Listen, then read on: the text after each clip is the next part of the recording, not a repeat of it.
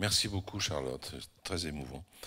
Donc, il n'est pas aisé de repérer l'origine, effectivement, d'un désir, surtout s'il s'agit d'un désir de philosophie, lequel n'est jamais une pure pulsion, mais un mouvement qui est soutenu par des intentions, des motifs, des raisons. On sait cependant qu'un désir peut être enclenché par presque rien. Une image fugitive, un fantasme, une impression, un sourire, une odeur, un mot même. Je me souviens très bien, j'étais en première, qu'une phrase a suscité un grand trouble en moi. Elle me semblait magique, et je la répétais comme un leitmotiv avant de la comprendre quelques mois après. C'était une phrase de Sartre, tirée de Saint-Genet, comédien et martyr. Je ne connaissais rien à Sartre, évidemment.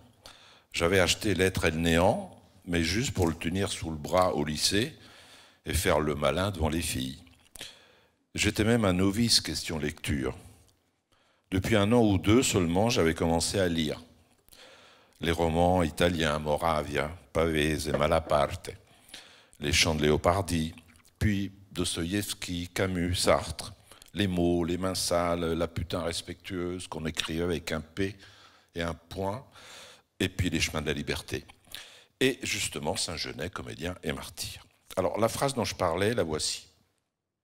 L'important n'est pas ce qu'on a fait de nous, mais ce qu'on fait, nous, de ce qu'on a fait de nous. J'ai perçu tout de suite là comme un appel, pas une vocation, un appel, juste un appel qui me disait « Fais en sorte que quand tu seras grand, tu puisses écrire des phrases semblables. » Qu'avait-on fait de moi jusque-là? L'absence de travail, les conditions économiques difficiles avaient contraint mes parents à émigrer en France. J'étais le premier de toute la famille élargie à entreprendre des études, dont on espérait qu'elles fussent courtes, qu'elles me mèneraient rapidement à exercer un métier et gagner un salaire à ajouter à celui de mon père. Moi, je voulais être chimiste, mais me demandais si ainsi j'aurais pu écrire des phrases comme celle de Sartre. Devant le proviseur du lycée, me conseillant des études techniques ou scientifiques, mon père, qui parlait assez mal le français, a eu ce mot, mon deuxième viatique. Mon fils, moi, je voudrais que tu comprennes le monde. Du coup, le bac en poche, je me suis inscrit en philosophie. Mais à la Sorbonne, on parlait et on faisait plus de politique qu'on assistait à des cours de philosophie. C'était mai 68, et à l'ordre du jour, il y avait la Révolution. Certains de mes camarades voulaient qu'on brûlât tous les livres, pour ne garder que ceux de Marx, de Lénine et de Mao Zedong. Mais moi, qui n'avais jamais eu de livre à la maison, je ne brûlais rien du tout. J'accumulais au contraire romans et essais. Et bien sûr, je travaillais l'œuvre de Marx, durement, crayon à la main. À l'époque, le marxisme était la langue courante. Il faut entendre tout le monde était marxiste, à la fac et ailleurs, comme on entend tout le monde fumait, dans les amphis, dans les trains, dans les cinémas. On citait à l'encan la phrase de Marx, la célèbre 11e thèse sur Feuerbach. Les philosophes n'ont fait qu'interpréter diversement le monde. Ce qui importe, c'est de le transformer. Cette phrase a pénétré mon esprit de la même manière que celle de Sartre et celle de mon père.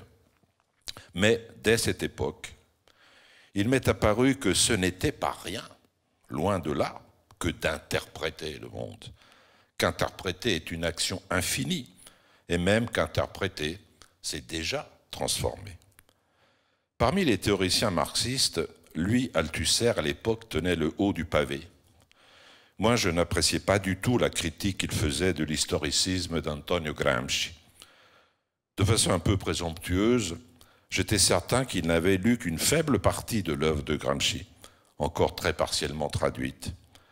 Je connaissais le portrait de Gramsci, moi, depuis mon enfance. Il trônait dans les salles de réunion de la section du Parti communiste italien où j'allais parfois attendre mon père. Et je savais que c'était un grand. Parce qu'en Italie, plein de places et de rues portent son nom. J'ai alors lu à peu près tout ce que Gramsci avait écrit, en prison, où les fascistes l'ont mis et l'ont fait mourir, et avant la prison. Aussi l'idée, dans laquelle j'ai impliqué mon ami Dominique Risoni, est venue naturellement. Il faut écrire un livre sur Gramsci. Ce fut difficile à faire, très facile à publier. Nous n'avons écrit qu'une seule lettre à un éditeur, avons fait une seule visite à Marie-Antonietta Maccioch et au philosophe François Châtelet, qui ont accepté de rédiger une préface. Le livre a eu un joli succès, je dois dire, au point que certains journaux pouvaient titrer « Le siècle sera gramscien ». Mais passons. Dominique et moi, qui étions encore étudiants, avons été sollicités pour écrire ci et là des articles, dont un dans les Temps modernes que j'ai retrouvé récemment et auquel, à l'époque j'écrivais en marxien, je n'ai strictement rien compris. Dès ce moment-là, j'ai commencé à collaborer à un journal, à la fondation duquel mon frère Claude, qui en a dessiné les logos, avait participé, Libération. Une fois nommé un poste d'enseignement en philosophie, j'ai continué à travailler pour Libération, menant ainsi conjointement mon métier de professeur et de critique littéraire. Plus de 40 ans après, je n'enseigne plus, mais écris encore dans ce qu'on considère être le journal de Sartre, de Serge July et le mien. Dès le début, ce choix m'est apparu comme une manière de faire, moi, ce qu'on avait fait de moi. Mais je n'ai jamais été rétif à l'idée qu'on puisse me faire, que je puisse être formé et transformé par les rencontres que j'ai eu la chance de faire, celles de centaines et de centaines d'élèves, chaque fois nouveau, chaque fois troublant, exigeant, dérangeant, m'obligeant à devenir autre pour que dans l'espace ainsi ouvert, ils puissent, eux, se développer et s'enrichir, suivre des appels similaires à ceux que j'avais entendus ou cru entendre. Celle de milliers de livres qui m'apprenaient 1000 langues nouvelles. Celle de penseurs que mon métier de journaliste me permettait d'approcher, y compris Sartre, que j'ai vu au siège de Libération et que j'ai interviewé, et dont certains m'ont fait le cadeau de leur amitié. François Châtelet, Gilles Deleuze et Félix Guattari, Jacques Derrida, Michel Foucault, Pierre Bourdieu, Jean-Pierre Vernant, Élisabeth de Fontenay et bien d'autres.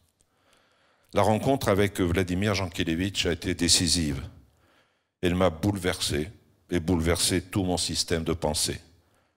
Quand j'ai suivi son premier cours, Sorbonne, escalier C, salle Cavaillès, j'ai cru que j'hallucinais. La Sorbonne sentait l'éther. Il y avait des affiches partout, des assemblées survoltées. Nous avions la révolution à faire.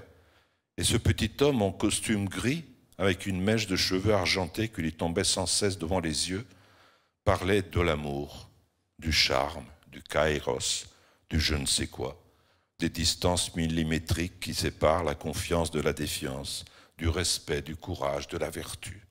Un émerveillement. Je me suis pris à l'aimer, cet homme, à lire tout ce qu'il avait écrit, découvrant non seulement une prose merveilleuse, unique, mais une pensée profonde et complexe, une philosophie si nuancée qu'elle pouvait éclairer les zones les plus sombres de l'âme humaine et qui en morale affirmait la préférabilité absolue d'autrui. Je n'en suis plus sorti de cette pensée. J'ai fait un mémoire avec Jean Kélévitch sur la pauvreté choisie chez les cyniques grecs et Saint François d'Assise, et un doctorat que je n'ai pu achever, car mon maître a eu la mauvaise idée, soudain, de me quitter, et nous quitter tous. Il m'a laissé un cadeau, un témoin, qui n'a pas de prix. Il m'a dédié le je ne sais quoi et le presque rien. Aussi, d'une façon inopinée, par l'attrait de quelques phrases, le désir de philosophie n'a fait que rebondir et s'accroître, comme il sied à tout désir qui, désirant ce qu'il n'a pas, est toujours en cours, en course, jamais rassasié, comme cet Eros cheminot dont parle Platon dans le Banquet. Mais je crois qu'il ne suffit pas de dire que le désir de philosophie est sans fin, parce que la philosophie étant plus recherche que possession, est elle-même désir infini. Le désir de philosophie est infini comme est infinie la construction du monde. La construction conceptuelle du monde réel et la construction réelle du monde conceptuel. Deleuze n'avait pas tort lorsqu'il disait que la philosophie est une usine à fabriquer des concepts. Je dirais qu'elle est comme une tentative d'élaborer une géométrie fractale capable de périmétrer même les nuages. Chaque livre que j'ai lu, chaque auteur que j'ai travaillé, chaque cours que j'ai suivi, chaque dialogue avec les élèves dans les centaines de ceux que j'ai donnés était pour moi un moyen d'avancer, centimètre par centimètre, et de peaufiner ce travail d'arpentage du monde.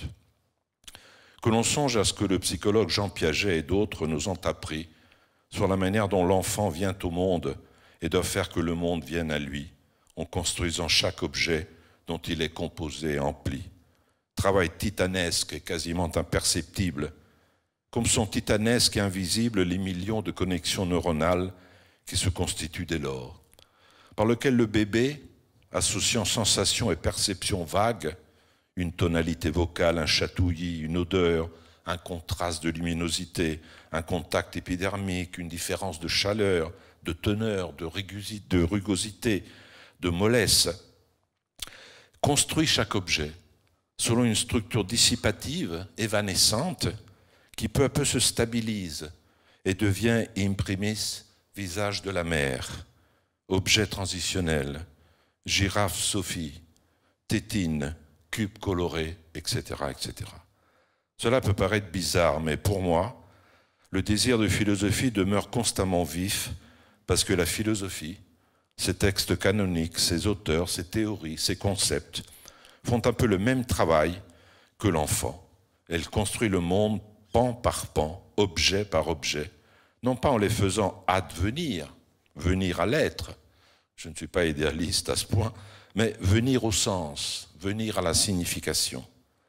Ainsi, de même que le bébé construit le visage de sa mère, ses propres mains, son doudou, la girafe qui fait coin-coin et puis tout le monde, de même, le désir de philosophie pousse-t-il à construire l'histoire, le temps, la vérité, le bien, l'état, la raison, le langage, autrui, la responsabilité, le travail, la technique, etc., etc. À ceci près, cependant, que la construction de la girafe a une fin, au sens où une fois construite, elle est construite, si bien qu'il suffit à l'adulte de s'en souvenir parfois pour s'émouvoir, alors que celle de la vérité, de la justice ou du temps n'en a pas, parce qu'ils sont comme l'eau qui se dérobe à la prise de la main, au concept, et se révèlent toujours autres que ce que l'on croyait, autrement dit, se déconstruisent et se reconstruisent sans cesse, sont sans cesse en reprise, au point que l'essentiel de ce qu'ils sont se trouve toujours dans ce qui n'a pas encore été dit, selon une dynamique qui est exactement celle du désir, visant toujours un autre objet, un objet autre. Ce propos, s'il n'est pas totalement faux, me semble encore plus d'actualité aujourd'hui, où le monde devient une sorte d'immonde, semble fuir de toutes parts aux raies conceptuels construits pour en rendre raison, et où la société se liquéfie au point de perdre tout élément solide qui en faisait justement une société, une union dynamique entre associés, une association vouée contradictoirement à l'édification du bien pour tous. Cela pourrait-il désespérer le désir de philosophie?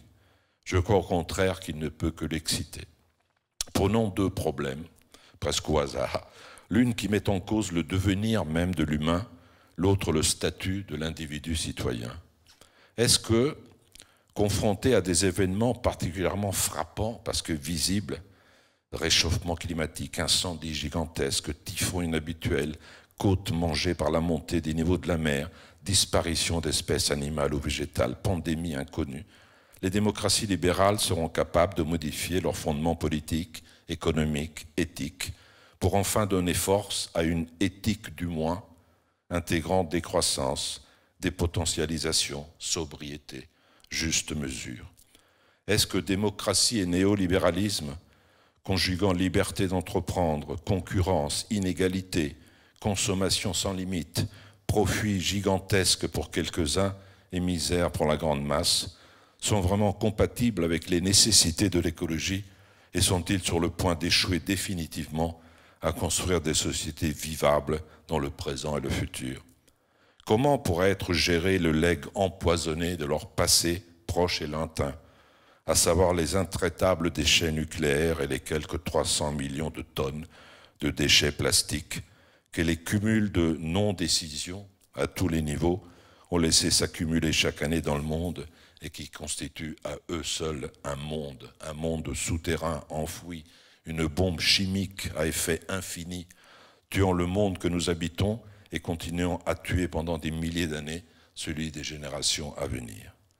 Quelle que soit la réponse à ces questions, il me semble que la philosophie a un rôle essentiel à tenir, celui de tisser de nouveaux liens entre la politique et l'écologie, d'accorder la temporalité de la décision politique à l'urgence de l'intervention écologique, laquelle ne peut pas se réduire à privilégier les trottinettes, mais par son intersectionnalité oblige à tenir ensemble les questions environnementales, les questions sociales et toutes les strates des inégalités, qu'elles aient trait à l'empreinte écologique, au genre, à la couleur de la peau, à la position de classe ou au jeu de distribution des biens.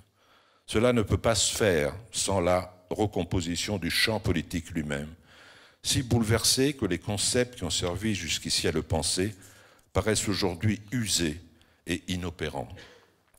C'est toute la syntaxe et la sémantique politique qui doit être reprise.